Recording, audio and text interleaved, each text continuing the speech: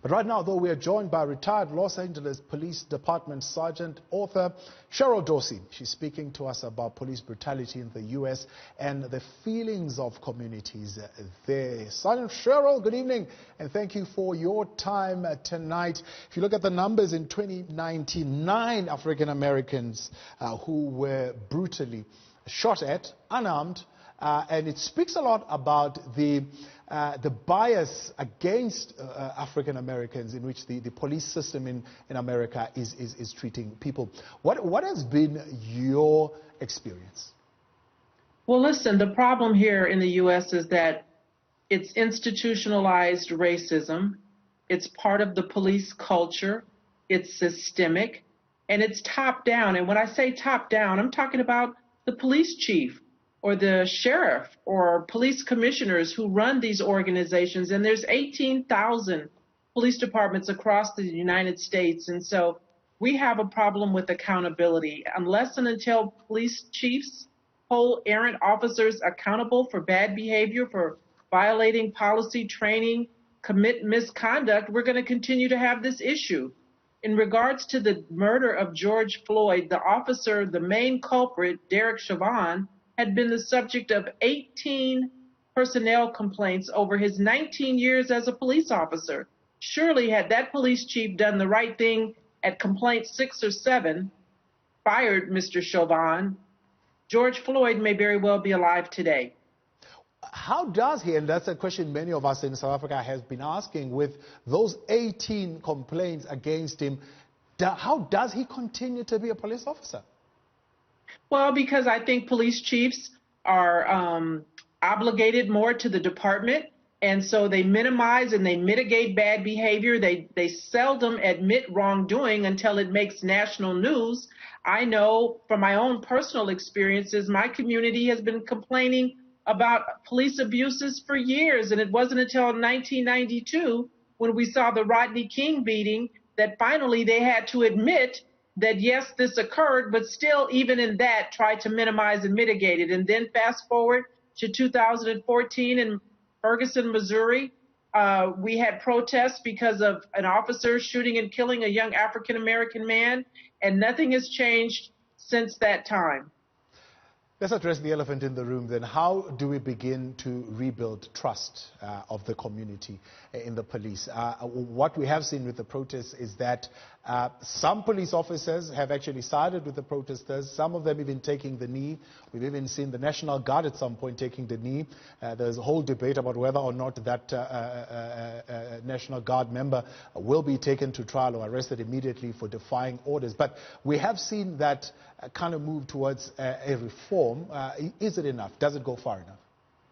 Listen, that's all, a great photo op, but substantively it does nothing to move the needle. And so unless police chiefs who serve at the pleasure of an elected mayor is held responsible and accountable for not taking errant officers to task, then you won't build community trust, because you can't even get a police chief to first admit that there's a problem with officers within that agency. And so if they don't admit there's a problem, then there's nothing to fix. So we need an admission. We need acknowledgement. We need, when officers show you who they are, they need to be terminated and removed from the police department. And then community members need to get involved and engaged when these officers go to trial by responding to jury summons and be a part of that process. Be on that jury when it's time to make a decision, so that the penalty that the officer receives in terms of a prison sentence is commensurate with the type of crime that they've committed. The first black president of America, Barack Obama, speaking for the first time yesterday.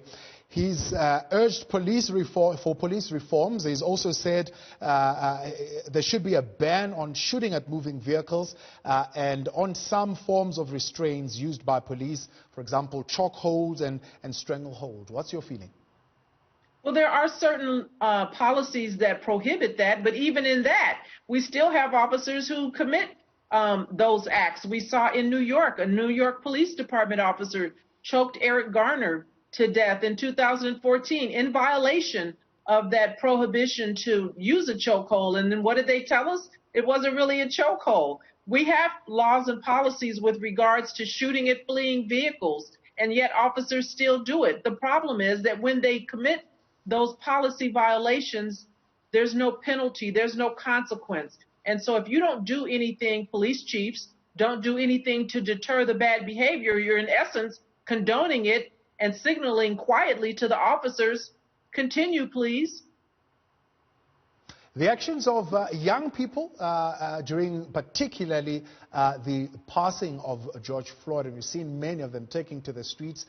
This has been spread throughout the United States, but even outside of the United States, we've seen a lot of countries in solidarity with the black folk in the United States against what has happened to George Floyd. Has that voice done enough? Is it filtering through to the powers that be in as far as the response? I know yesterday the Attorney General saying not only Chauvin will be charged, but the other 3 police officers as well.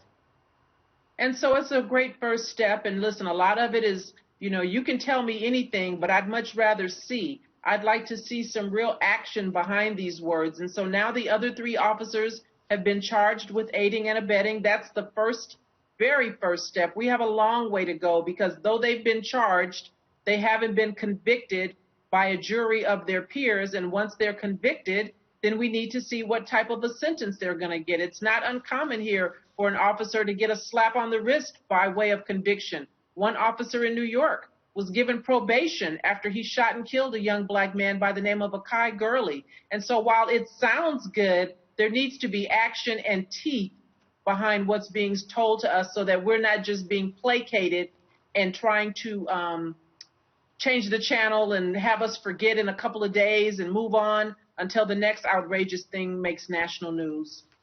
Even during these protests, how are the officers approaching this? Do you think they are approaching with an understanding of the situation? Some are. I can't speak to all officers, and I'm not in the head of any one particular officer, but I would venture to say that those who look like me, who will be honest, can sympathize, can relate, understand, but to some extent their hands are tied. There's not much they can say publicly, particularly if they're still active and in uniform. But there are certainly a select few, and we've seen those too, who enjoy the ability and the freedom that comes with being able to beat people unnecessarily under the guise of trying to rein in protesters. I know for a fact, having worked with some, that there's a term we use on the LAPD, and it's called stick time. And during protests like this, officers who want to be aggressive and abusive look forward to being able to get in a little stick time. Now, you've been very critical of the Los Angeles Protective Police League. Why? Well, because the police league is really just a lobbying arm, like most unions, of police departments. And so their job is to be like a defense attorney for police officers. They too, particularly the presidents of some of these police unions, haven't seen a shooting or murder of a black man or woman that doesn't excite them. And so until we stop politicians from taking ridiculous amounts of money from these unions, then we will maybe stop legislators from failing to seek policy that is contradictory to the position of police unions. When you're being paid money by a police union, Fraternal Order of Police, and community asks you to enact legislation that will stop them from killing us, it's kind of difficult to understand why a politician wouldn't then side with the police union. How would you describe a police officer who has an eye towards social justice? Say that again? How would you, in your words, describe, in terms of behavior, a police officer who has an eye towards social justice? What kind of a police officer is that? I think it's someone who can look at a person who's different from them ethnically, relate to them. I'll give you an example. Philando Castile there in Minneapolis, Minnesota, was shot and killed by a police officer who happened to be of Hispanic heritage, because that police officer, when he saw Philando Castile's little girl sitting in the back seat of his car, didn't relate to that officer, didn't relate to Philando, and think that 6-year-old little girl could have been his sister, his daughter and fired 7 rounds into the car. So it's important for police officers to be able to relate. It's important for police officers to have common sense. And if you find an officer lacks relatability and common sense by way of a psychological evaluation, I think they should get that every 2 years, then they need not be the police. The response from President Donald Trump has not been helping the situation, has it? I mean, he had to chase peaceful protests out of a park just for him to have a photo op. Well, listen, he's been certainly part of the problem, and there's been a lot of dog whistle conversation going on by him. He speaks to a very specific base. They're listening. There are groups here in the U.S. who are embedding themselves with peaceful protesters and trying to create a civil war. And so this president lacks empathy. He lacks compassion. You've not been able to see him speak contemporaneously about the loss of George Floyd, a young woman who was shot and killed by police, Breonna Taylor, and then the civilian former police officer who shot and killed Ahmaud Arbery. And so this president has no appetite for civil rights investigations or civil justice for Black folks. And that's why it's so imperative that we come out in November and send him on his way. So I wrote my autobiography, and that's what it is, Black and Blue, the creation of a social advocate, because I wanted, number one, folks to understand what it is to look like me and be on a major metropolitan police department. I wanted to use my own personal lived experiences as a Black woman, as a mother, and as a police sergeant to help folks understand what it is that they need to do to survive police encounters, because we're seeing too many instances where young men and women have lost their lives at the hands of an errant police officer, and when family members would ask questions of police chiefs because they're savvy, they would say, well, you don't know what it is to be a police officer. They have to make split-second decisions, and it's really tough. And even recently they said, you know, you can't burden a police officer with having to really think about using deadly force as a last resort rather than a first resort. That's just too much pressure on an officer. And so I'm here to tell you in my book what I did in my 20-year career, how I spent 20 years working units like Operation South Bureau Crash, which is our gang detail. I was on the streets for 20 years. I never shot anyone. And so I'm living proof that it's possible to be effective as a law enforcement enforcer, to be compassionate, to treat people with dignity, even when you have to take them to jail. And I want young folks to know that you cannot win if you try to hold court curbside with a fool. You need to comply and complain about the treatment much later. But trying to debate and argue with a police officer will get you arrested for interfering or obstruction of justice and create a criminal record that could be life-altering for you. And so that's the genesis and the passion behind me writing my autobiography. Yeah, you could have started a movement, a whole civil rights movement, maybe even a political party, but you chose this route. Why? Well, because I think I'm more effective, you know, talking to people honestly, candidly, without any restriction or censorship, based on what I know to be true because I lived it.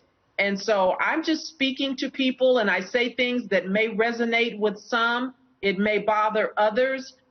They may not like what I say, but what they can't ever do is say that I'm not telling the truth. It's my life. I lived it, and I share it with you so that I can help you survive if and when you ever encounter a police officer who is intent on taking your life and having only one version of the story of that encounter, and that's the one that they give. What are your former colleagues saying? Because essentially you're exposing the LAPD in this particular book. I speak truth. I speak truth because, like I said earlier, if you don't admit there's a problem, listen, by and large, police officers around the country join for the right reason, and some wind up working with partners who taint and jade them in a way that becomes detrimental not only to the officer, but to the community. And so I speak truthfully about what I think is wrong, how I think we might start to change it because it's cultural, it's systemic. And I say this not because I'm anti-police, but because I devoted 20 years of my life to this occupation. And I want to see officers who tarnish the badge removed and replaced with folks who are more like-minded with me. And the experience was not just racism or even reverse racism, but there was also sexism that you experienced even as a police officer. Absolutely. I joined the LAPD in 1980 when there weren't very many black women on the department, and the white officers that I worked with didn't try to make it a secret that they weren't happy about my presence. You know, I was a Me Too movement all by myself well before Me Too, and what we were told as women joining the LAPD, who was then under a consent decree to hire more women and minorities, is get over it, get used to it, suck it up, you know. And so I had to decide very early, actually while I was in the police academy, what kind of police officer did I want to be. I knew exactly who I was. I was a mother. I had a young black son, and I knew that I was not going to treat people in a way that was contrary to my core, to my upbringing by my parents. And so I'm a fighter, and I'm the kind of person, if you tell me no, then I must. And so once I became vested and was off probation and could not be fired because I was no longer at will, I was determined to make sure partners who worked with me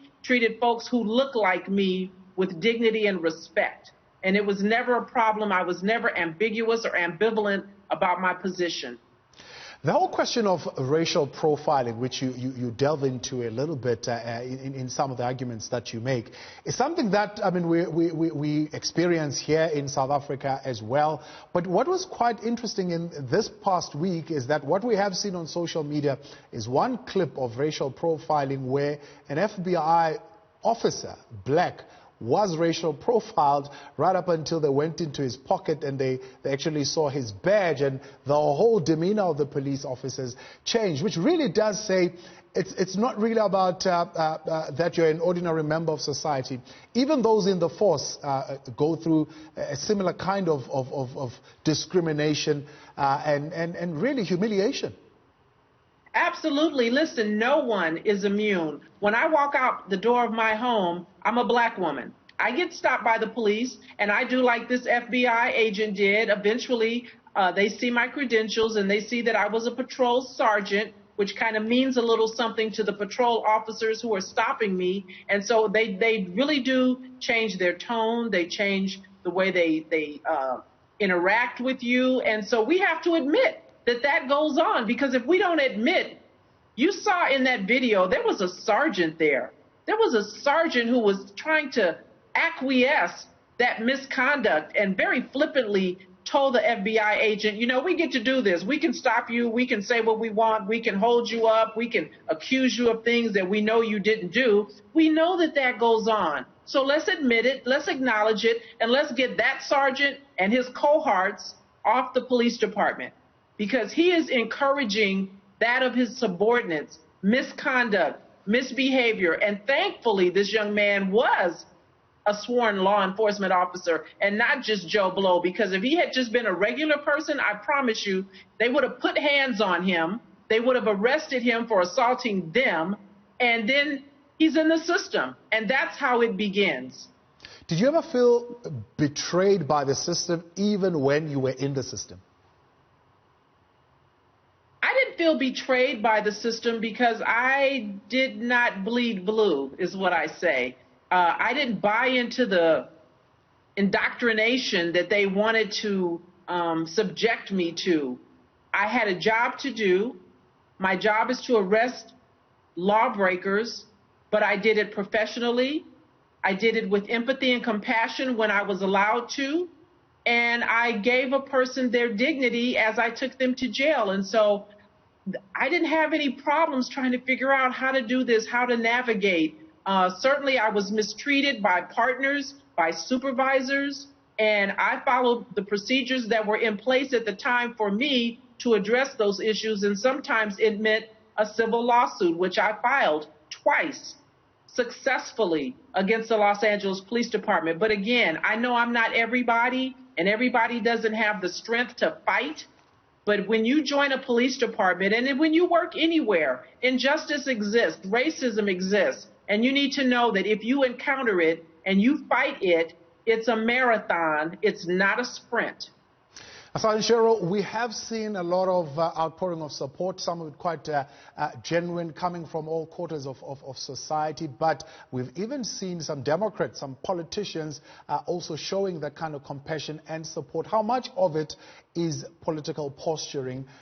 We've been hearing that donors, for example, have now decided to pump in a whole lot of money towards the campaign of Joe Biden, for example, because of how President Donald Trump has reacted in this matter of George Floyd and to the protesters. I hate to be jaded, and I hate to think that it's posturing. I hope that they're sincere. I can't speak to their heart, but certainly actions speak louder than words. I know one of our local senators, Senator Cory Booker in New Jersey, talked about creating a national registry that he thought might be helpful in identifying errant police officers. And to that, I say, we don't need a national registry of officers who are misbehaving. Police chiefs know full well who the bad actors are on their department. There are always red flags and instances, as in the case of Derek Chauvin, 18 different personnel complaints. So we don't need a national registry, but again, it's all, baby steps. I don't say let's not do any one thing, because it's going to take a multifaceted approach to fixing this. But sometimes these politicians will say a thing to get in office, and then once they're in, they kind of forget. Hashtag Black Lives Matter, hashtag Me Too, such campaigns, such social media movements, are they helpful? Are they in taking forward the cause, and have they been effective? Well, it certainly brings attention to the problem, and it gets us talking about it. I think sometimes here in the U.S. we do too much talking. We have too many blue ribbon panels, too many groups and things like that, where we want to analyze and discuss it and study it. I think we're done with the studying and the analyzing of what's going on. This has been going on for a long, long time, way before I joined law enforcement, and probably will continue on long after I've left this earth. And so I think it's time for action. And I think it's incumbent upon community members to hold elected officials accountable. They understand one thing and one thing only: votes. Sergeant Cheryl, I appreciate your time. Thanks for the generosity of your heart, and for giving us this opportunity to talk to you tonight.